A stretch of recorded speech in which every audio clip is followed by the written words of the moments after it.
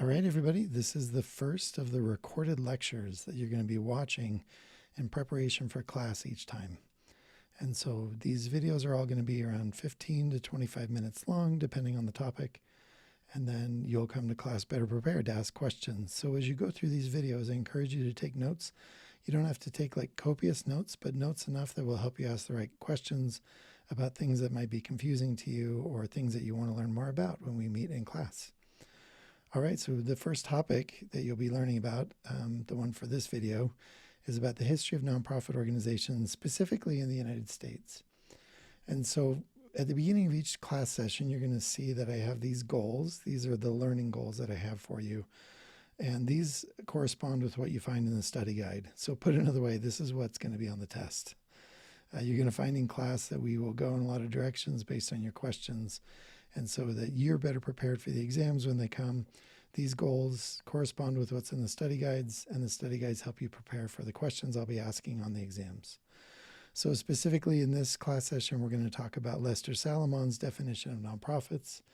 We're going to talk about two important moments in nonprofit history, especially early in the United States, the Elizabethan Statute of Charitable Uses, and then the Supreme Court case Dartmouth v. Woodward.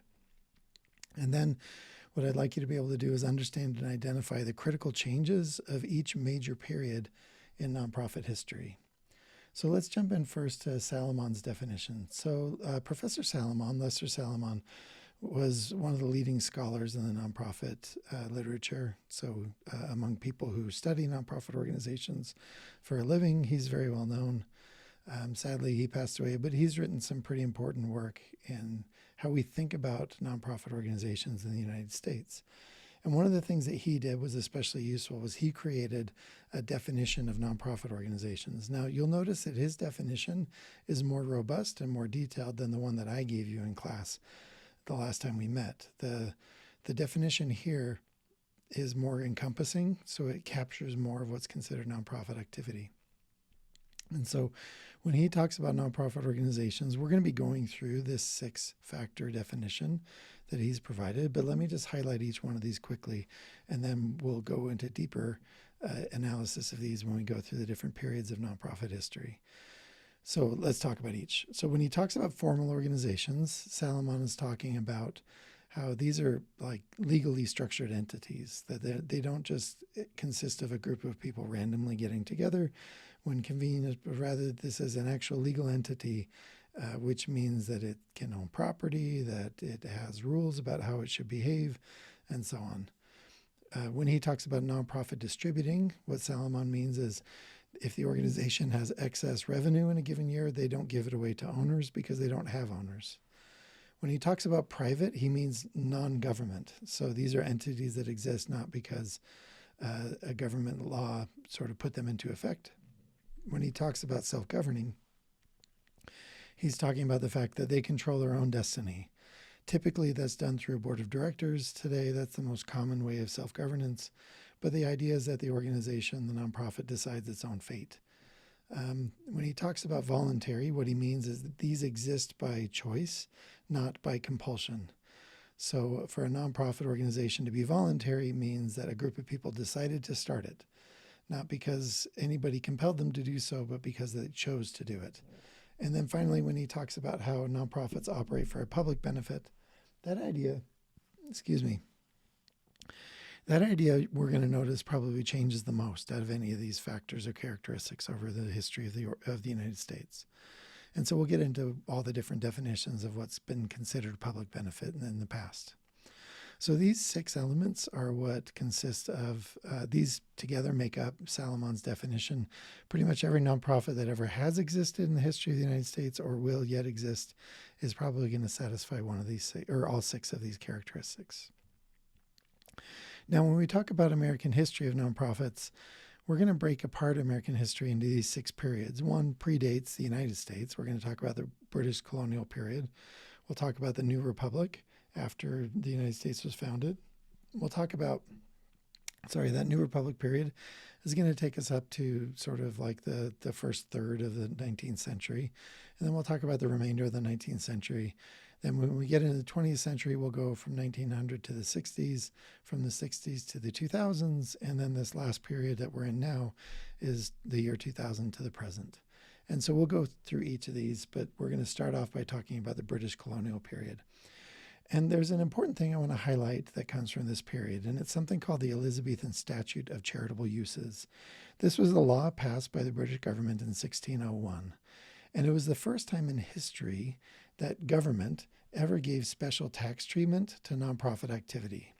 Now, back then, taxes happened in a variety of ways, but they're all subject to basically British power, including royal power, and so when you paid your taxes, you paid to the king or queen.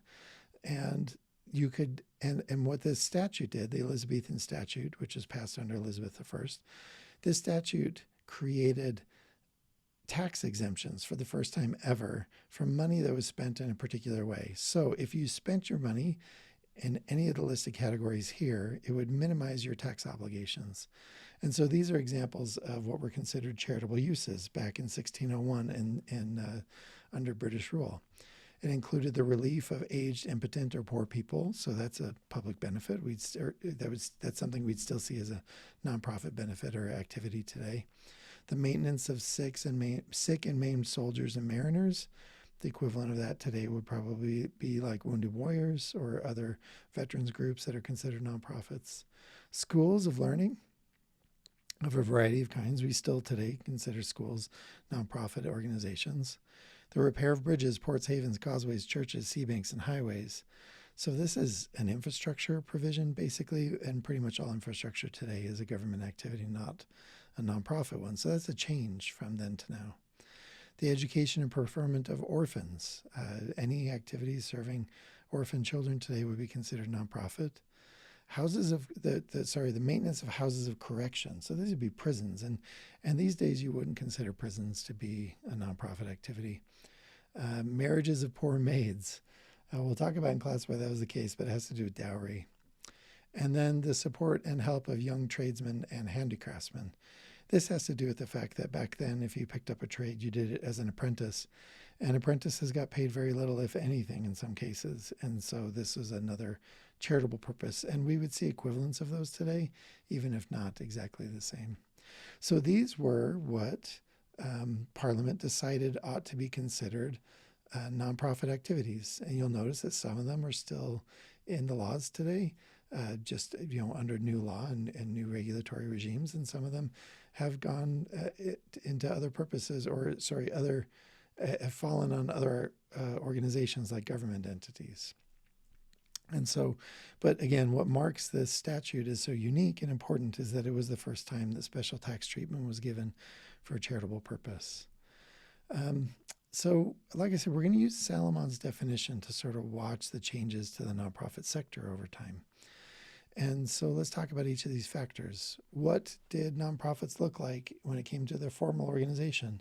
Well, during this period, the majority of nonprofit activity happened through churches. Now, in Great Britain, obviously, at the time, the Church of England was the dominant church. Although other churches were allowed to exist, they were actually challenged in many ways, both socially and legally. In fact, that was the reason a lot of people left Great Britain to the United States. In the colonial period, though, because we're talking about nonprofits in the United States, churches were allowed to operate with more independence. Although what's not widely known is that a lot of the colonies actually had official state churches in the same way that Great Britain had the Church of England. And so in some states, you didn't actually have the full extent of religious freedom that we're accustomed to today. That said, the majority of this activity happened through churches, the majority of nonprofit activity. There was a lot of government control over nonprofits as a result, even with religious independence in some of the colonies. Colonial governments had a lot of power, and obviously the British government had supreme power.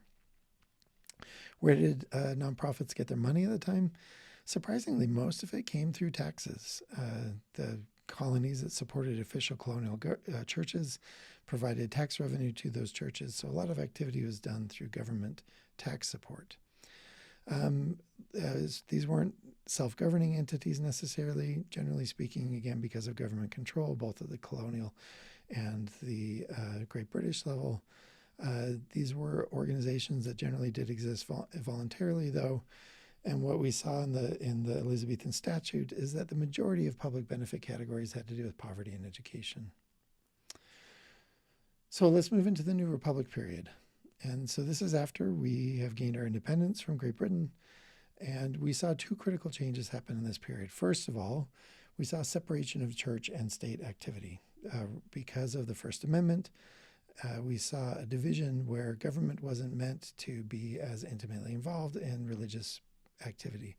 As a result, a lot of the churches in the colonial period had to strike out on their own during the New Republic. And so that meant a reduction in revenues, which we'll talk about in a moment. But the other important change that happened in the New Republic was a Supreme Court case called Dartmouth v. Woodward.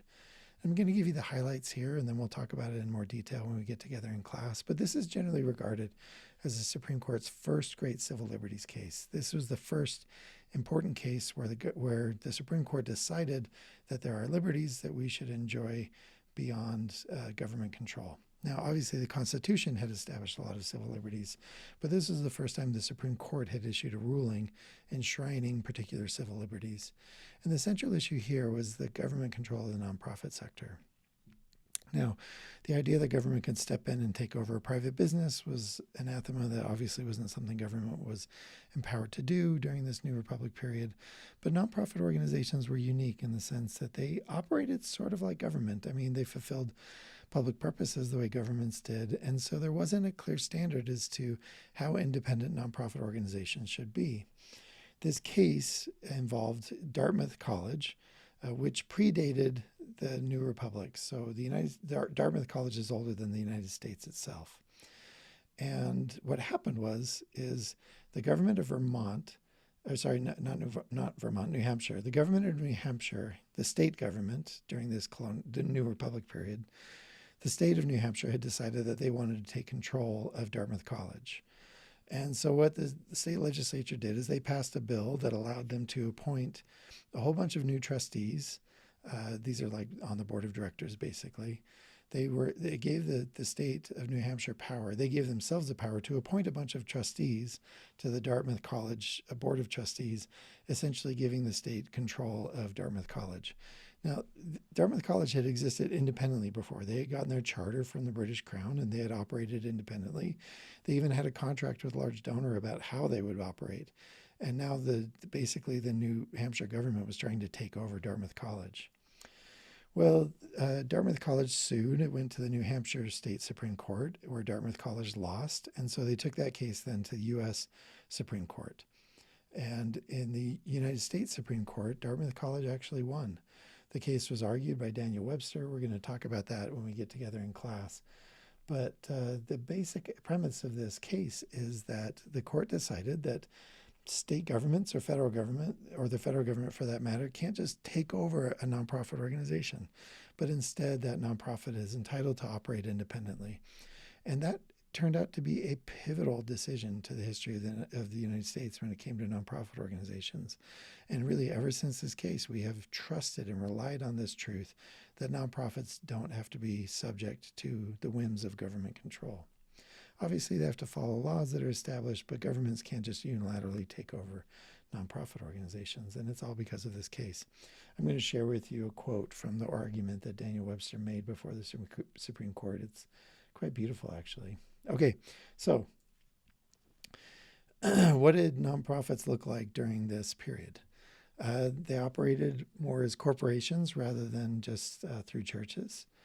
The way they became a corporation was by asking their state government for the right to be a corporation. This is what's called state charter. Back then, it was arbitrary to a great degree, meaning that if you wanted to create a nonprofit corporation, if you were a woman, you wouldn't be able to do it. If you were black, you wouldn't be able to do it.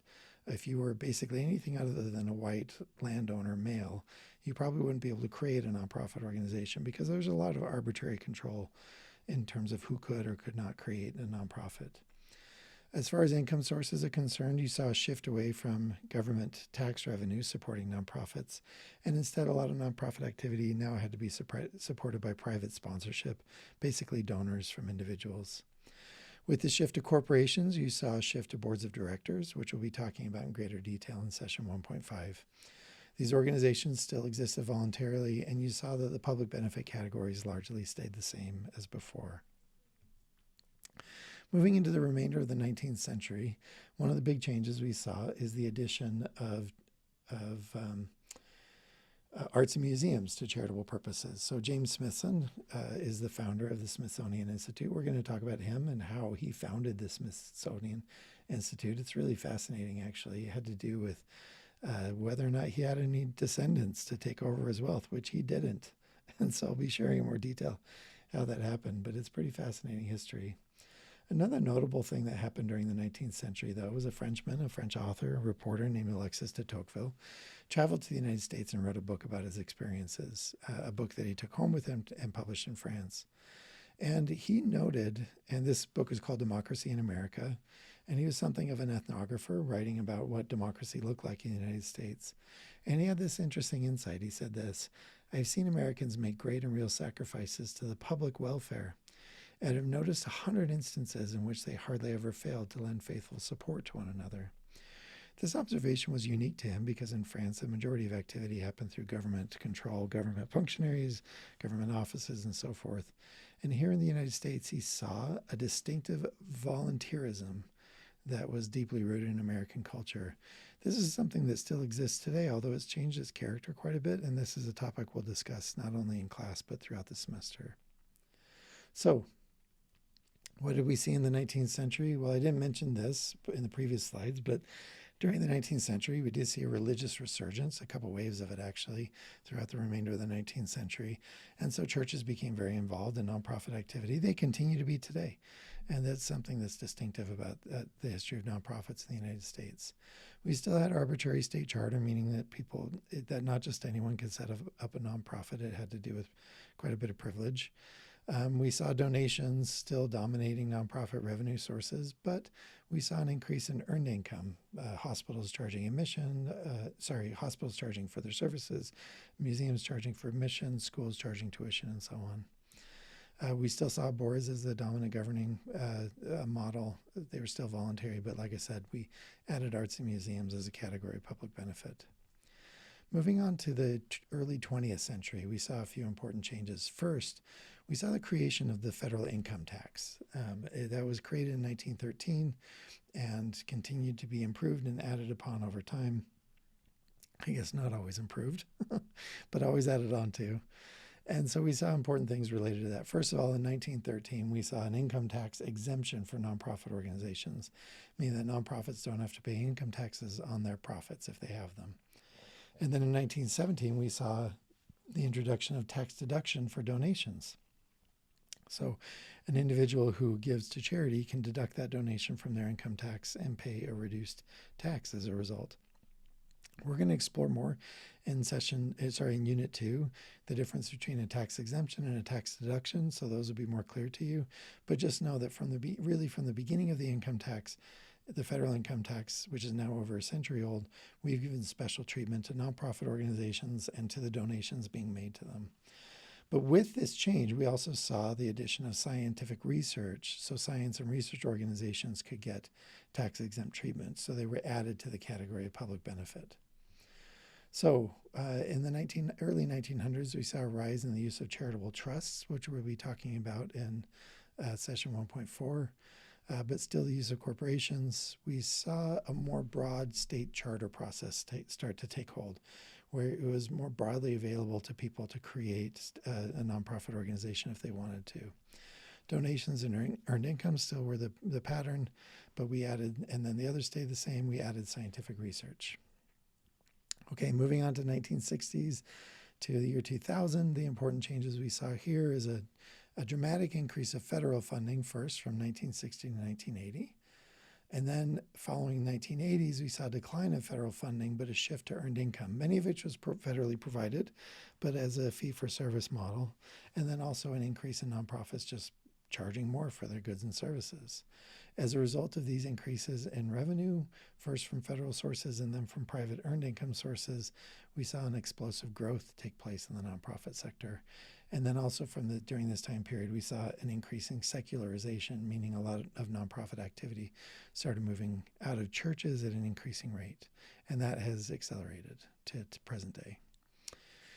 Here are some charts that are interesting. This shows you the difference between nonprofits and the general economy from 1929 to roughly mid-1990s. And what you see, 96 actually. And so what you see in this period is the growth of GDP, so just how much the general economy has grown during that time period compared to the nonprofit sector. And what you can see is the nonprofit sector basically grew disproportionately. Another way to phrase this, what you're seeing in this chart, is that nonprofits have taken an increasing share of the total economy in the United States. But that's in spite of the fact that donations have always pretty much during the same time period and beyond, donations have always stayed the same. This is a theme I'm going to come back to over and over again. But basically, for as long as we have measured it, donations to nonprofits have hovered around 2% of GDP in the United States. And that really doesn't tend to change. For whatever reason, Americans really give about 2% of income to nonprofits as donations year in, year out. Now, it does shift from some years to be higher than that, lower than that, but not more than a full percentage point in any point in American history. It's really fascinating. And that's a theme we'll come back to as well. All right, so from the 60s to the present, what did we see change? We saw a shift back to reliance purely on corporations. There are still nonprofit trusts that are used, but not very much.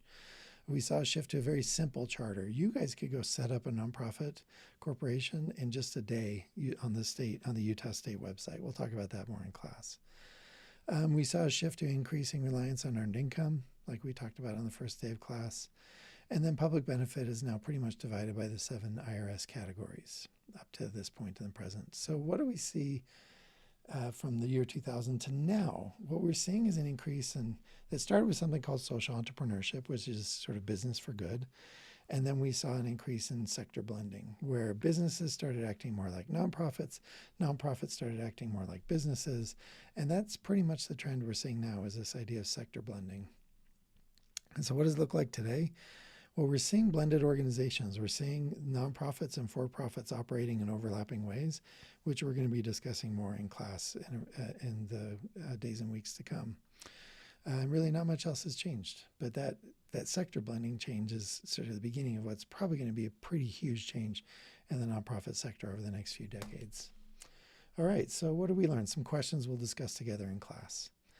I want us to discuss the roles of nonprofits and government and whether or not they're properly balanced. Should governments be doing more? Should nonprofits be doing more? It's an interesting question.